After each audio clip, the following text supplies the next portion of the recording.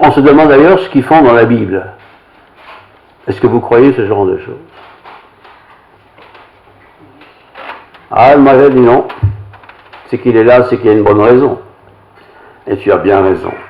Néanmoins, l'apôtre Paul a un jour écrit à Timothée. Timothée c'est un jeune, hein? Paul c'est un ancien déjà. Et il dit, quand tu viendras, je cite 2 Timothée 4,13, quand tu viendras, apporte le manteau que j'ai laissé à Troas, chez Carpus, et apporte-moi les livres, et spécialement les parchemins. Ça se trouve dans la Bible. 2 Timothée 4,13. On se dit, mais qu'est-ce que ça vient faire dans la Bible? On connaît les 10 commandements, on connaît des tas de textes formidables, et puis il y a ici une petite requête de la part de Timothée, pas de la part de Paul à Timothée. J'ai oublié, vous voyez qu'il n'y a pas que chez moi, hein? J'ai oublié, ou j'ai laissé à Troas, chez Carpus, des livres, mon manteau, et spécialement les parchemins.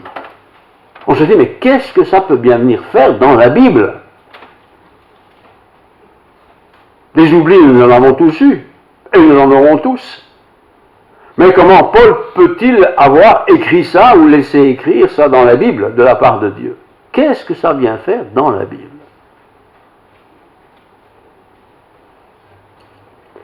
Eh bien, si elle est dans la Bible, c'est qu'elle a son importance. Et j'ai pris du temps cette semaine pour réfléchir à ce verset, justement, qui m'avait interpellé, en disant, mais qu'est-ce que ça veut bien dire? Je vous lis 2 Timothée 4,13 pour que vous soyez sûr que ce n'est pas moi qui invente l'histoire. Quand tu viendras, tu apportes le manteau que j'ai laissé à Troas, chez Carpus, je précise de qui il s'agit, et apporte les livres, surtout les parchemins. Alexandre le forgeron m'a fait beaucoup de mal. Le Seigneur lui rendra selon ses œuvres. Fais gaffe à lui, dira Paul à Timothée. Un verset qui semble être sans importance. Alors je me suis dit, mais pourquoi est-ce que Paul a écrit ça et que ça est resté dans la Bible? Comme les 10 commandements, comme d'autres histoires, comme d'autres textes. Qu'est-ce que ce verset, d'un oubli ou d'un... Peut-être il n'a pas oublié, mais il s'était resté là-bas. Qu'est-ce que ça vient faire dans la Bible, dans la parole de Dieu? Si ce verset est dans la Bible, c'est qu'elle a sûrement une importance. En tout cas, si elle n'a pas d'importance, elle a une leçon à nous donner, et j'aimerais un peu vous la partager. Il y a très très longtemps déjà, c'est en Angleterre, on pose la question sur ce sujet à un homme de Dieu remarquable, John Nelson Darby, celui qui a été le fondateur du mouvement darbiste, des gens très attachés à la parole de Dieu.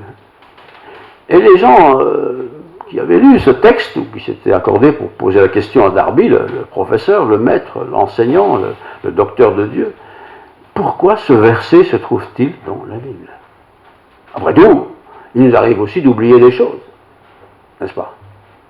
Est-ce que pour cela, on va mettre ça dans les registres de l'Église et elle a oublié de fermer la porte de son jardin? Ou apporte-moi ceci ou cela? Qu'est-ce que ça peut bien faire? Qu'est-ce que ça peut avoir comme importance pour que ce soit dans la Bible? Est-ce que si ce verset n'était pas dans la Bible, est-ce que cela aurait diminué la valeur de la Bible? Durant son ministère sur la terre, notre Seigneur Jésus s'est souvent appuyé pour étayer ses messages sur l'Écriture. Il est écrit. Jésus n'a pas parlé de ce texte en particulier, mais il était dans le livre, donc il était écrit. Pourquoi ce verset? Pourquoi cet oubli? Oubli, je ne sais pas s'il y avait un oubli d'ailleurs. Pourquoi est-ce que Paul demande à son jeune de rapporter cela? Alors j'ai un peu regardé à droite à gauche dans les commentaires. Ben, il n'y a pas vraiment de commentaires parce qu'on ne sait pas trop ce qu'il faut dire. Le seul commentaire qu'il puisse y avoir, c'est que Paul était en prison, ça on le sait, parce que c'est à partir de la prison qu'il écrit, et que dans les prisons romaines, il n'y avait pas de chauffage central. On ne sait pas s'il avait beaucoup de vêtements, il n'y avait pas de services sociaux non plus, et peut-être tout simplement, il a écrit à son ami, apporte-moi un peu mes manteaux pour que j'ai un peu chaud. Peut-être tout simplement aussi matériel que ça. Satan aime de nous troubler. Et c'est un verset qui peut nous troubler. Puisqu'on prêche, on attend, on le dit, on le raconte, on l'écrit, que la parole de Dieu est sans faille. Il n'y a pas d'erreur dans la parole de Dieu. Mais qu'est-ce que cette histoire vient faire dans la parole de Dieu? Une histoire qui peut aussi, bien sûr, nous arriver à tous, d'avoir oublié quelque chose quelque part. Apporte-moi ce manteau. Est-ce que Paul faisait allusion aux besoins de ce manteau? Parce que, bon, l'hiver peut-être approchait, qu'il était dans cette prison, comment pourrait-il être vêtu, hein? Je répète, il n'y a pas de services sociaux.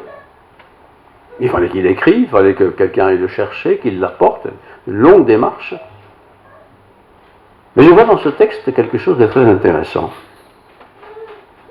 Jésus n'a jamais, vous le savez, agi en dehors des textes. Tout ce qu'il a fait, dit, ça nous est rapporté dans des textes, et en plus, il a toujours exécuté les choses de la part de Dieu, comme Dieu voulait qu'il en parle. D'ailleurs, l'Écriture nous dit, et c'est le Seigneur qui le dit lui-même, toute l'Écriture est parole de Dieu. Donc ce verset est aussi parole de Dieu. Apporte-moi ça, c'est aussi parole de Dieu. C'est anodin. On se dit, mais enfin, ben ça veut dire que les paroles que nous prononçons, même qui nous semblent anodines, peuvent être aussi paroles de Dieu. La loi donnée par Moïse, par exemple, il dit ceci. En vérité, je vous le dis, jusqu'à ce que le ciel et la terre passent, pas un seul iota, c'est la plus petite lettre, pas un seul iota ou un trait de lettre ne passera. On dirait un accent. Tiens, tout ce qui a été écrit, il n'y a rien qui ne va pas se réaliser. Et dans ce qui est écrit, il n'y a rien qui était faux. Tout était vrai, juste et selon Dieu. Donc ce verset que j'ai lu concernant ce manteau est aussi un verset qui est vrai, qui est juste. Mais pourquoi se trouve-t-il dans la Bible? Quel est l'intérêt de ce verset? Un problème technique de Paul qui veut récupérer quelque chose, bon, très bien, mais il aurait pu le faire autrement, et ne pas le mettre dans la parole, mais elle est dans la parole. Il y a des tas de choses qui sont dans la parole. Et quand on les lit, on se dit, mais qu'est-ce que ça vient faire dans la parole? En quoi est-ce que moi je suis concerné par cette histoire, par ce verset, par cette parole? Jusqu'à ce que le ciel et la terre passent, pas un seul iota de ma parole ne sera ôté. Pas un iota, c'est un point, ou un double point sur une lettre. Rien ne disparaîtra. Tout s'accomplira. Comme Dieu est précis, n'est-ce pas? Comme nous avons peut-être aussi parfois beaucoup de légèreté en lisant la Bible. On lit un peu en diagonale comme ça et on dit qu'on a lu. Ah mais les détails qui sont écrits.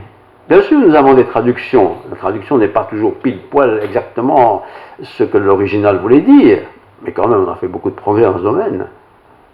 Mais ces petits détails, qui pour nous sont parfois insignifiants, et qu'on dit, oh, pas bien grave. Allez, c'est pas parce que tu as menti une fois que c'est grave.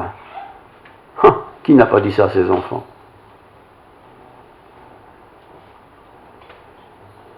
Pas un iota ne passera, pas un trait de lettre, dit l'Écriture, ne passera, que toutes ces choses ne s'accomplira. Matthieu 5, 18. Oserions-nous, frères et sœurs, nous qui sommes chrétiens en tout cas, oserions-nous prendre dans l'Écriture que ce qui nous convient?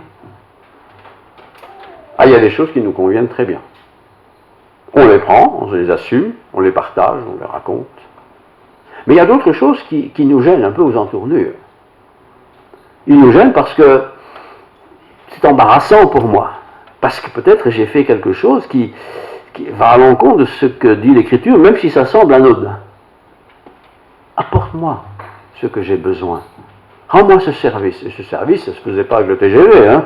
Le temps qu'il ait l'information, le temps qu'il allait le chercher et qu'il l'apporte, il s'est passé des jours et des semaines. Mais il l'a fait. Exactement. Parce que Paul avait besoin de ses vêtements. Mais indépendamment de Paul, cette histoire nous montre aussi que les détails dans la vie sont importants. Ah, on va à l'église, oui, ça c'est très bien. Mais on va à l'église quand on y va, et puis c'est bon, hein. Oui. Mais quand on lit l'Évangile, le Nouveau Testament, on voit que les gens étaient chaque jour assidus au temple. Chaque jour assidus au temple. Oui. c'est exagéré quand même, hein, franchement. Ils n'avaient vraiment rien d'autre à faire. Bah, ils étaient chaque jour assis au temple. Il y a une raison à ça. Bien sûr, on pourrait dire, bah oui, là, il n'y avait pas de loisir, il n'y avait rien à faire d'autre que d'aller au temple, et encore, c'est pas forcément toute la famille qui y allait, bien sûr que non. Mais pourquoi ça se trouve? Pourquoi ces détails se trouvent dans la Bible? Matthieu 5, 18, pas un seul trait de la loi ne s'accomplira. Ne s'accomplira pas. Elle s'accomplira. Un trait, c'est deux petits points ou un tréma sur une lettre. Ce petit trait, ce petit point va s'accomplir. Comment lisons-nous la Bible? Bah, il y a beaucoup de manières de lire la Bible. Hein. On est concentré, voilà. Oh, on regarde ça un peu comme ça, en diagonale, on lit un peu la Bible en diagonale. Oui, on a les grandes lignes. Ou alors on prend du temps pour méditer, réfléchir, c'est plus difficile, c'est plus compliqué, mais c'est aussi ô combien plus bénéfique. Manger une croûte de pain, c'est vite fait, mais quand je commence à déguster la croûte de pain, quand j'ai faim, c'est tout à fait différent. Est-ce que je déguste la parole de Dieu? Est-ce que je fais attention aux détails? Alors, je ne parle pas ici des vêtements en particulier, mais aux détails des 10 commandements par exemple. Mais aussi aux détails de la loi de l'Ancien Testament, mais aussi aux détails du Nouveau Testament. Tous ces détails qui nous sont rapportés sur Jésus-Christ, la manière dont il agissait, qu'il répondait, la manière dont il a réagi au pied de la croix quand il a été crucifié. Les mots ne sont pas là pour rien. Tout n'a pas été dit sûrement, mais ce qui a été dit et accompli. Si Jésus nous a permis, si Dieu nous a permis d'avoir la prière qu'on appelle le Notre Père dans la Bible, l'évangile de Matthieu. C'est pas pour rien. C'est pas une prière qu'il faut faire absolument, telle qu'elle. Mais nous avons dans cette prière, qui se trouve dans l'évangile, un modèle, avec tous les ingrédients qu'il faut pour que la prière soit conforme à cette prière de Matthieu. Quand nous prions, chacun, comment faisons-nous? Certains se mettent à genoux, d'autres ont les bras levés, d'autres se tournent vers Jérusalem, d'autres prient à haute voix, d'autres prient tout bas, d'autres ne disent rien mais le pensent. Enfin, chacun son histoire sans doute.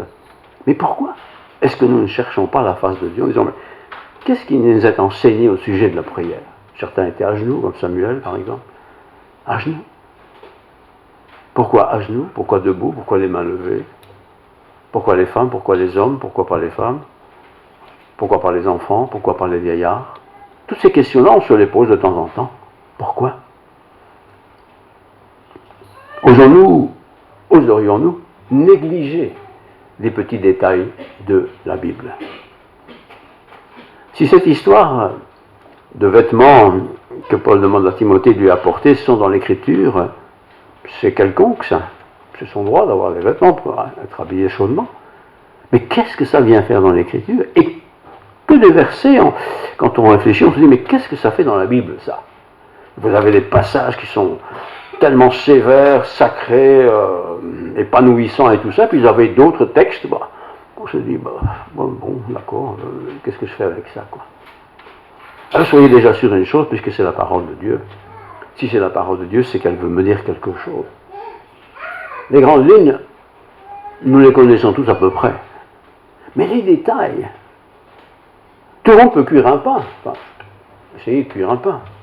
Mais un pain raffiné, très bon, très beau, très agréable, eh bien, il faut passer beaucoup de temps dessus pour que ce pain soit très bon, très bien, très joli, très appétissant. C'est comme la Bible. La Bible, on en a tenté plus, des grosses, des petites, grand caractère, petit caractère. Mais la Bible n'est pas une question de caractère, c'est une question de contenu. Que dit la parole de Dieu? Et quand on parle de méditation, qu'est-ce que ça veut dire? Méditer la parole de Dieu. C'est pas simplement lire un verset vite fait, bien fait, le matin ou le soir, ou n'importe. C'est méditer, c'est même ruminer. Ruminer, comme les vaches ruminent. Elles ramâchent leur nourriture. Eh bien, nous sommes invités aussi à ramâcher quelque part l'Écriture. Pourquoi ce verset est-il là? Vous pouvez le relire à la maison et réfléchir. Mais tous les autres textes sont importants et méritent notre attention. Les 10 commandements, nous les connaissons tous par cœur à peu près. Mais quand on commence à méditer ces commandements, on se dit, mais qu'est-ce que c'est sévère, qu'est-ce que c'est dur, qu'est-ce que c'est presque impossible. Quand on lit le Notre Père, Matthieu 6, on se dit, mais c'est une belle prière, mais je ne peux jamais faire ce genre de prière, si je peux la réciter comme ça, mais quand je rentre dans la prière, je me dis, oh là là, je suis loin du compte, loin du compte. Apporte-moi ce que j'ai besoin. Toute la Bible est véritablement nourriture. Elle est nourriture pour mon esprit, mon intelligence, ma connaissance. Elle est nourriture pour mon cœur, mon amour, mes colères aussi. Elle est nourriture pour cela. Et puis elle est aussi, l'Écriture est aussi une description qui me montre qui je suis vraiment. On a les façades que nous présentons, bien sûr, mais il y en a aussi ce que nous sommes vraiment. Et la Bible, elle ne triche pas avec ça. Quand on lit la Bible, pas toujours les mêmes belles histoires, mais un peu toute la Bible, Ancien Testament, Nouveau Testament, les épîtres de Paul, les épîtres de Pierre, les évangiles, eh bien ça nous parle. Ça nous parle d'une manière bouleversante souvent. Nous sommes, nous le savons, par nature, c'est la Bible qui le dit, nous sommes tous perdus et étrangers. Étrangers sur cette terre et perdus sans Dieu. Je n'ai pas envie d'être perdu, je n'ai pas envie d'être éternellement étranger, donc je m'approche de Dieu. C'est pourquoi, en tant que croyant, j'aime me trouver avec d'autres croyants. Ils ne croient pas tout à fait comme moi, mais ce n'est pas important, on est ensemble. L'un joue de la guitare, l'autre joue du piano, mais on est ensemble. On forme une harmonie, on s'accommode, mais on s'adapte aussi pour que ce soit bien. La parole de Dieu. Nous le savons, notre esprit écoute la parole de Dieu, hein, quand j'entends parler de l'esprit, de la parole de Dieu, mais mon cœur aussi est touché par la parole de Dieu. Les mêmes mots peuvent toucher mon cœur, mon âme. Et puis souvent, la parole de Dieu me montre qui je suis vraiment. L'Écriture, quand je la lis, de la Genèse à l'Apocalypse, pas en une fois évidemment, je découvre tout l'amour de Dieu pour ces créatures que nous sommes tous. Pourquoi est-ce que Dieu m'aime dans le fond? Qui suis-je, moi, sur cette pauvre terre?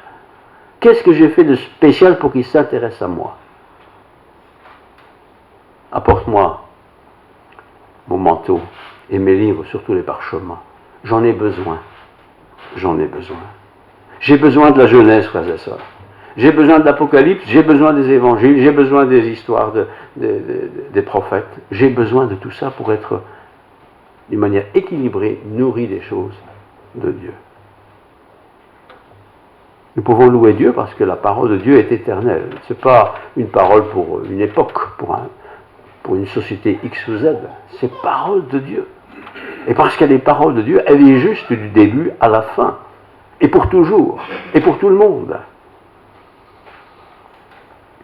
1 Pierre 1, 25. Mais la parole du Seigneur demeure éternellement. La parole du Seigneur demeure éternellement. Dans l'histoire, on a toujours essayé de faire disparaître cette parole de Dieu. On n'a jamais réussi. Ils n'ont jamais réussi. Un peu parfois par-ci par-là. On a brûlé des textes, on a brûlé des Bibles, on a massacré des gens. Mais la parole de Dieu est éternelle.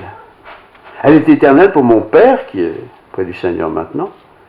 Elle est éternelle pour moi, elle est éternelle pour mes enfants, je l'espère. Elle est éternelle pour toute l'humanité. Et c'est pourquoi nous n'avons pas honte de prêcher l'Évangile. Parce que nous croyons que c'est la parole éternelle de Dieu. Et ce qui était vrai à 2000 ans est toujours vrai aujourd'hui. Et revenons à notre question essentielle, initiale. Le manteau laissé à Troas, on précise même l'endroit. Ah oui, pour le retrouver, il fallait bien qu'il précise où il était. Il parle des livres. Paul voulait continuer à s'instruire, sans du coup, particulièrement pour les parchemins, dit-il. Un manteau, ça sert pour le corps physique. Les livres, c'est plutôt pour l'intelligence. En tant que chrétien, on ne s'occupe pas que de notre corps, mais on s'occupe aussi de notre corps. On ne s'occupe pas que de l'intelligence, mais on s'occupe aussi de l'intelligence et de notre corps.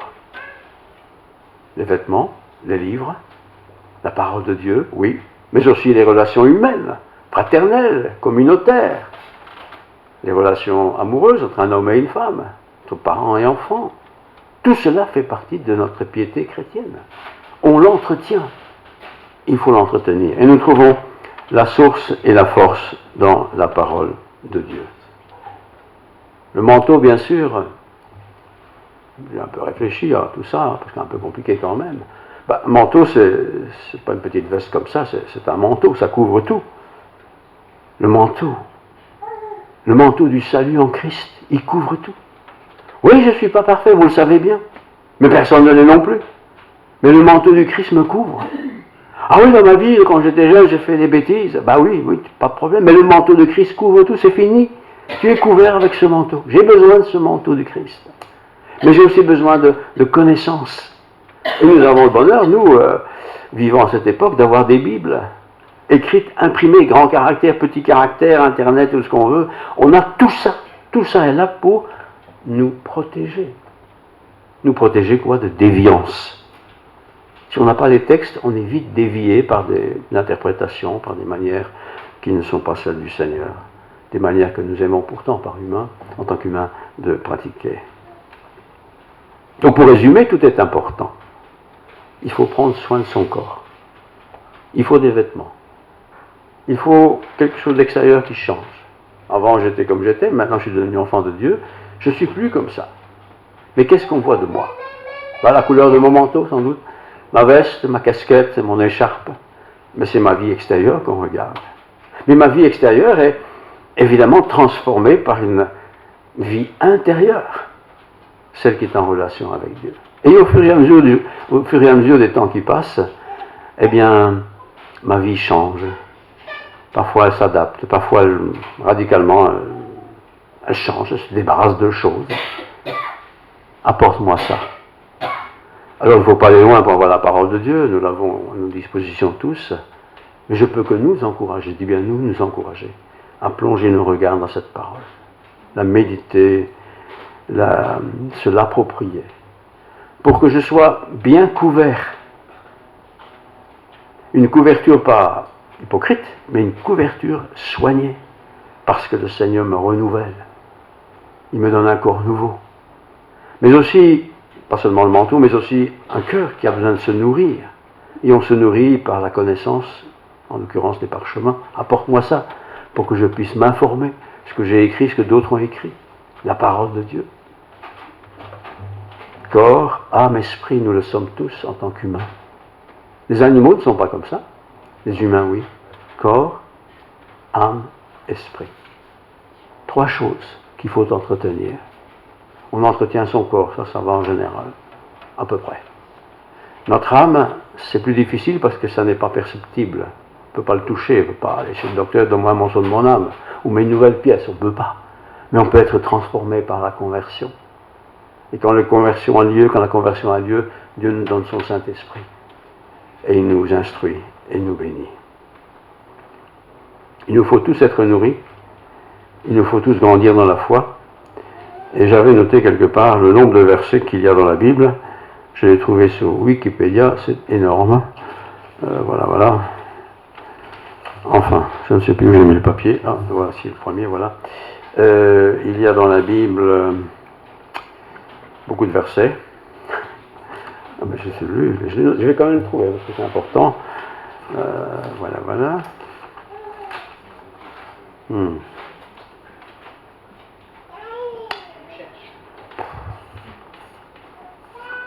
Voilà, j'y suis. Wikipédia, information. 23 145 versets dans l'Ancien Testament. Vous en connaissez combien? 957 dans le Nouveau Testament. Vous en connaissez combien? Il y a du travail. Alors quand des gens me disent, moi je connais bien la Bible, je dis, bravo, félicitations. Hein. Moi j'ai beaucoup de mal. Mais quand vous donnez des chiffres pareils, vous dites, oh là, je ne connais pas tant que ça après tout. Oui, on connaît des histoires en gros. Et c'est pour ça que Paul, je pense, a dit, amène-moi les parchemins, pour que je m'instruise. Peut-être c'est lui qui les avait écrits après tout. Mais j'ai besoin d'être instruit par la richesse de la parole de Dieu. 31 102 versets. Il ne faut pas me répondre, hein. Vous en connaissez combien par cœur?